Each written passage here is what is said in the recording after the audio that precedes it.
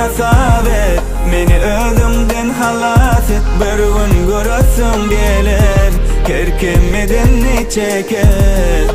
Boyundan hasap et, meni özümden halas et. Bir gün görasım gelir, kerkemeden çeker. Sen yendin hasap et. Aramızda acı tüyüken gün, men olur yatpazat elim. Bana beli suyu gerek geldi, sözümle sen için kendim. Yok nemelim, yok heredim. Söyünüm senin, göne gidenim senin elin. Gidiver yüreğimle giden yerine, kimi sayılan olsan ben yerime. Sana değmese de ağlattın beni.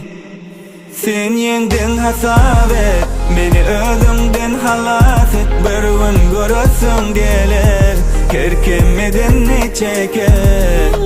Boyundan hasap et, meni özümden halas et. Bir gün görasım gelir, kerkemeden çeker. Sen yendin hasap et.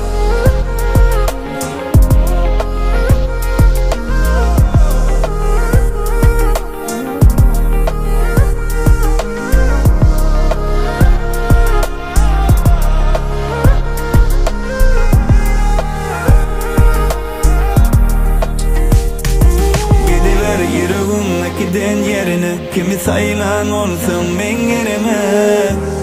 Sana değmese de ağlattın beni.